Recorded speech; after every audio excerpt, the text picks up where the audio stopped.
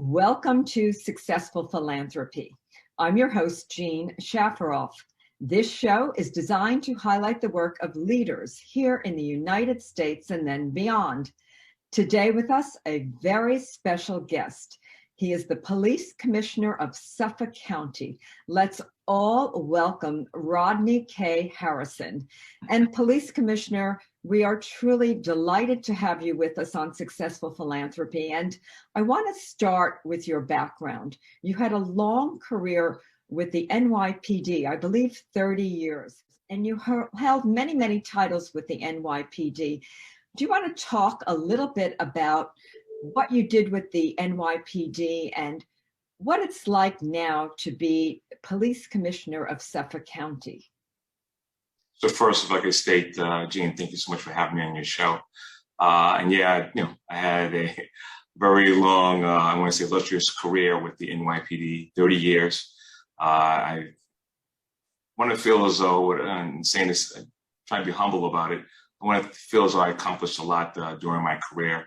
My last stops in the NYPD, I was the chief of patrol, where I oversaw neighborhood policing, which really helped build relationships and became the pillar of police work in New York City. Then in 2020, I became the first Black police commissioner, first Black chief of detectives of the NYPD, which was something that I always strive for, a goal of mine, because I did most of my work in the Detective Bureau, and it was just great working side by side with, if you ask me, the greatest detectives in the world. And my last stop in the NYPD, I was a chief of the department where I oversaw 35,000 uniformed members of the service, and it was a very, very difficult time. We had to go through a lot of different things. One of them be a global pandemic that really made public safety and law enforcement a very difficult job. And then we also had to deal with a movement of something where people wanted to defund the police, and we had to find ways to continue to keep the morale up of the police officers to go out there to keep the community safe. Yes, and you've actually made all the history books by being the first Black chief of detectives of the NYPD. And I think that occurred in 2019. And that's something you should be very, very proud of. And then your current position now in Suffolk County, which is very different. You're our police commissioner, and we're thrilled to have you. And how different is working in Suffolk County versus working for the NYPD? Yeah, when you're going from 35,000 men and women that do such a great work to 2,500, I'm sure you could, that speaks for itself. But I will say this, the one thing that I'm extremely impressed about the men and women of Suffolk County Police Department is their effort in regards to making this a safe county. I'm actually floored by the investigators and how they're able to solve crimes without little leads. I'm amazed by the work by the police officers getting, unfortunately, illegal firearms off the streets. There's a lot of great work that is being done out here in Suffolk County to make sure we protect the residents. But it was a bittersweet move. I love New York City. I love being a cop. I love the NYPD and the work we did, especially building relationships and holding those individuals accountable that committed crime. But once I was given this opportunity and nominated by Steve Ballone and then confirmed by the legislators, I really like what I see out here in Suffolk County, and I'm looking forward to leading this department into the future. And Police Commissioner, we are very, very happy to have you. As a Suffolk County resident, I know that we are all very happy to have you, and we feel very honored. Now, what are the big problems in Suffolk County? Yeah, there's a couple of things that we're trying to address. I'm sure everyone's aware of the opioid epidemic that's going on out here, where we're having a lot of unfortunate people overdose from this horrible trend of drugs that are unfortunately filtered out here to the county.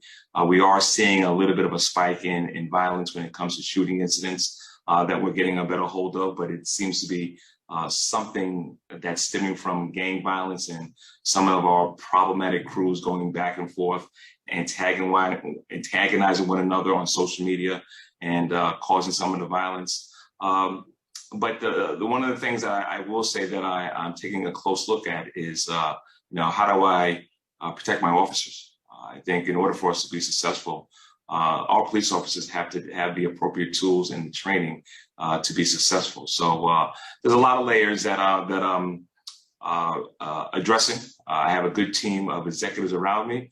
I brought some people in from New York City, from the NYPD, and as well as combined with some veterans out here in Suffolk County, and that team effort, we're going to make sure we get the job done. I want to speak about the gang activity. About a year ago, I interviewed Sheriff Tulane, and he spoke about some of the gangs here in Suffolk County. And do they pose a real threat to us? He spoke about MS-13, the Bloods, and a few other gangs. Unfortunately, there is a concern. I will say this. My predecessors did a really good job addressing the MS-13 gang problems. We really did a nice gang takedown and took a lot of them off the streets. But now we're seeing a rise in Blood gang members going against some of the Crip gang members, and that's turned into a problem. And I want to say with a level of comfort that I got the right investigators in place. I got the right leadership in charge to make sure we investigate these gang members, try to build conspiracy cases against them, and hold them accountable and get them off the streets. And how do we stop people actually entering into gang activity, youth being recruited by gangs, and what can we do and what can our system do to stop that? If you ask me, activities. Unfortunately, a lot of these gang members thrive off of trying to do recruitment. The more members they have, the stronger they are. And I think if you're a person that's not involved in some type of activity, you may be drawn to this type of recruitment, this type of gang membership. So I think it's important that we invest into our communities, make sure we have as much recreational activities to keep our young men and women busy and involved in something, and get them a trade, teach them how to build up a skill set, get them to move or prosper and potentially go to college. I think that's the need of how we can help dismantle some of these recruitment of youth into some of these problematic gangs.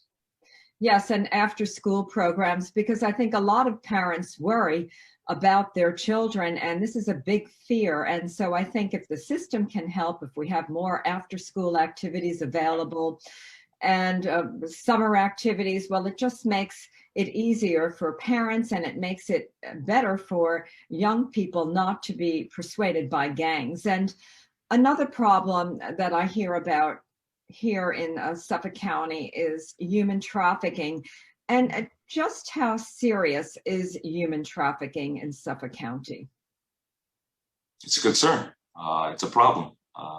We actually have a dedicated team of investigators to take a look at human trafficking, sex trafficking as a whole.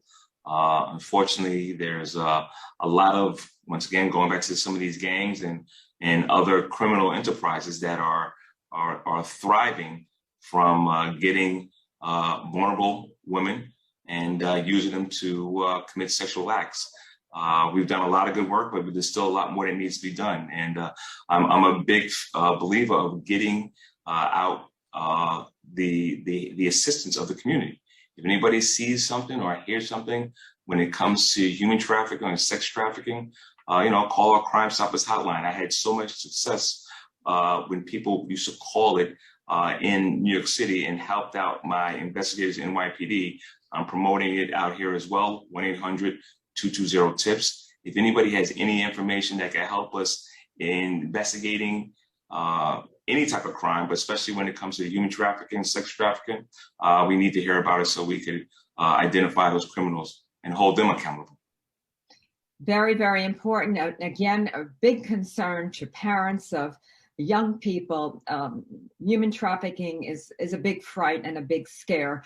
And getting back to the opioid crisis, how involved is the Suffolk County Police in trying to stop drug trafficking? We're the number one leaders in handling it. If it's not for the Suffolk County investigators, it would be a lot worse. And we have a very robust narcotics team. We have some unbelievable investigators that are really getting some good intel and identifying the individuals that are selling these opioids that are being cut with fentanyl that are causing a lot of our overdoses and our overdose deaths. So once again, I'm excited to see the great work that's being done. A lot more work needs to be done, but we have a good team out here, and they're well experienced and they know the landscape, and they're definitely doing a lot of great work addressing those drug dealers and making quick arrests to get them off the streets. Police Commissioner, we have a problem now in the United States with recruiting police officers. And young men and young women are no longer choosing the police force as a preferred place to perhaps have a career because of the tremendous backlash against the police. What can we do about that? And what are you doing about that? Yeah, so I'm going to answer it in a couple of ways. The first thing is just take a look and you see what's going on in the paper, especially in NYPD. A lot of people are retiring. The second thing is I have two daughters that are New York City police officers. They're rookies. They both work in Queens. And the reason why they became cops is because myself and my wife, who's a retired New York City lieutenant, we kind of told them some of the positives or perks of what it is to be a police officer and giving back. And that's what we have to do in this position. Me being the police commissioner, and as well as a lot of other people, we have to talk about the positives of being a police officer and how you are able to give back and help people that are vulnerable. It's a noble profession, but it's not easy. And unfortunately, social media has made things very, very difficult. Of course, the negative interactions and the bashing of law enforcement goes viral. But when we deliver a baby or rescue somebody, it goes nowhere. And it's very hard to promote such great work when social media likes to paint the picture, negativity of the men and women in blue. So we got to continue to work hard, get out to the schools, get out to the colleges, and talk about coming into the police departments and let it be known this is a great occupation. Yes, and in New York City, people are very, very concerned. And I don't care about where you live, what neighborhood you're in, but everyone seems to be very worried about crime right now and the safety of New York City. And I think we really need a strong police force in New York City. And of course, we need reforms made. And I think those reforms are being made now. And talk a little bit about that to our audience, please. Yeah. So a couple of things, and I'll just talk about New York City and the NYPD. They have some good leadership there, and Keishawn Sewell, I'm a big fan of hers. I think she's the right person for the job, and she's going to make sure that she fixes the issues that unfortunately that are going on in New York City.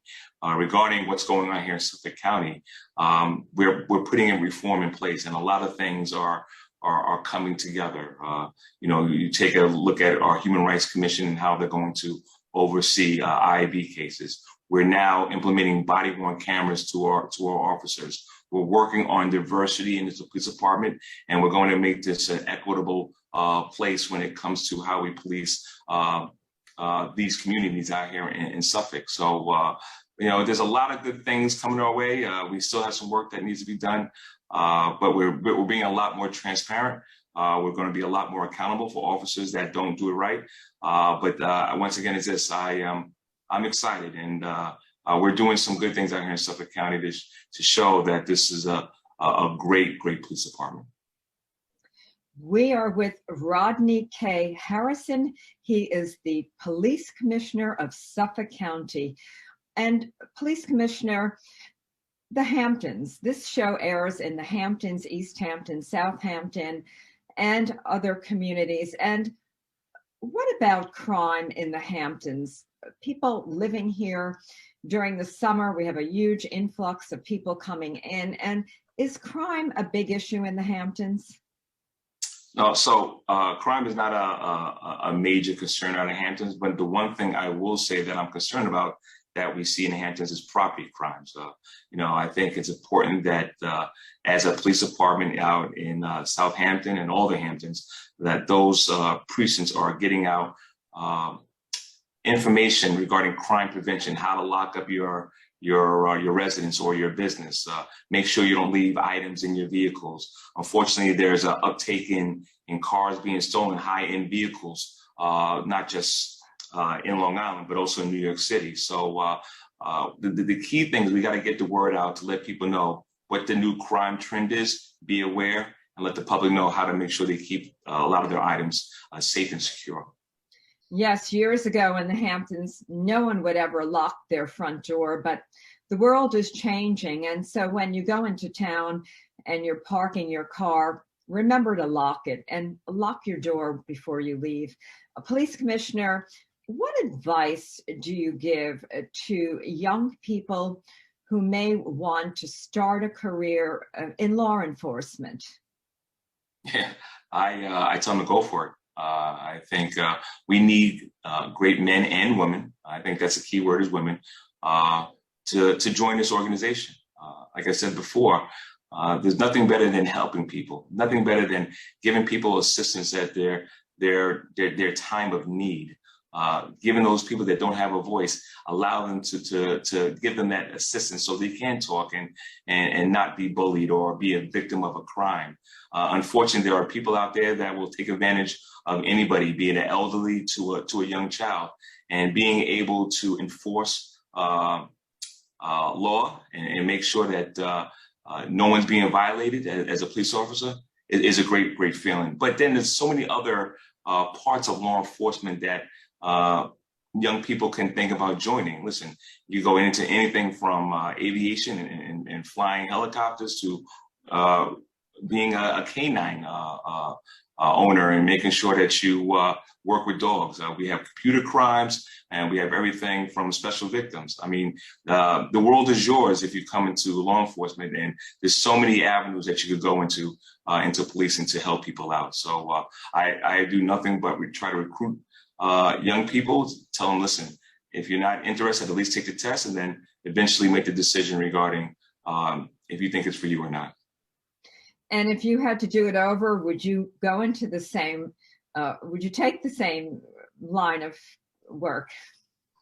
Jean, that's a very good question. And I'm not sure if you've ever heard my story, but growing up in Queens, I had negative interactions with law enforcement. I never wanted to become a cop. But my father kind of pushed me into that direction. And I joined the Cadet Corps. It was a great experience. I saw the men and women assigned to the precinct where I worked, giving back and talking to the youth and steering them in the right direction and mentoring.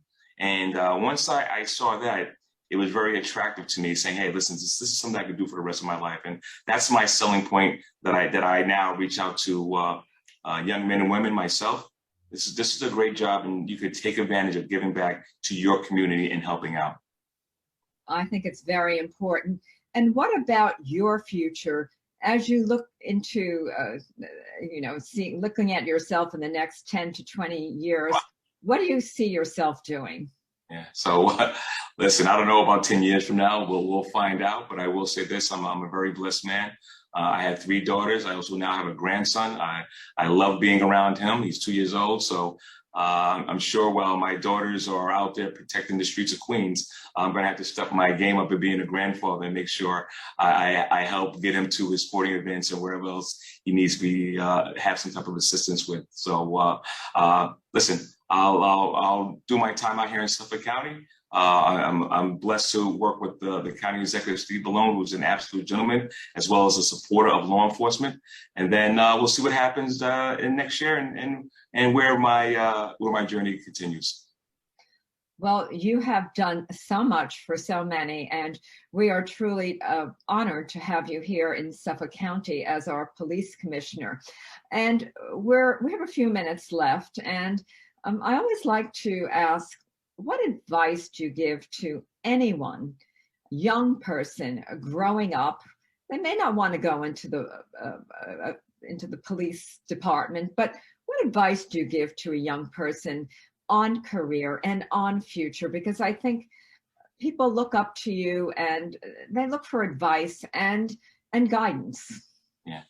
And Jean, one of the things that I take pride in is making sure I reach out to the youth, especially to the youth in our communities of color, and talk about a lot of the positives of coming into this line of work. But I also ask everybody to not paint law enforcement with a broad brush. And that's one of the biggest issues that we have in law enforcement. There could be an incident that happens halfway across the country. And then next thing you know, everybody paints law enforcement with that negative image. And that sometimes is unfair. The men and women that do this job are professional. They're great human beings. They're heroes.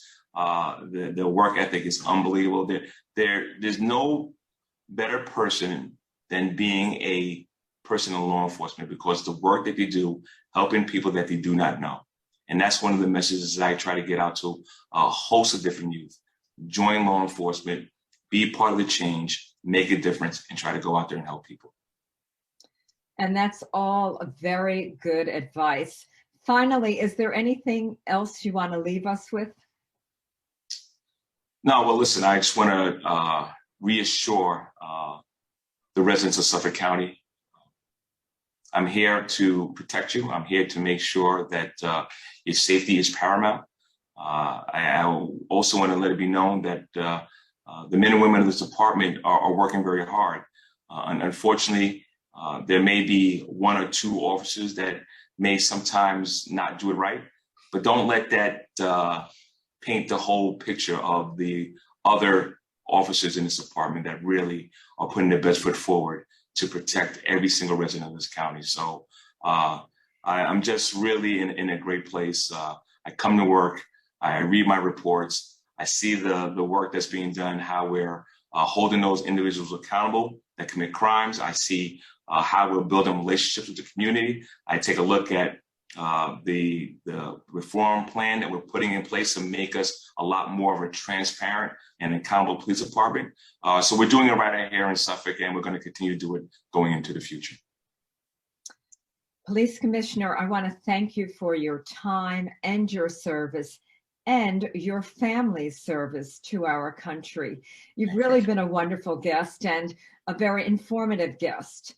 This concludes Successful Philanthropy. Our guest today, Suffolk County Police Commissioner Rodney K. Harrison. I'm Jean Shafiroff, your host. I'll see you next week.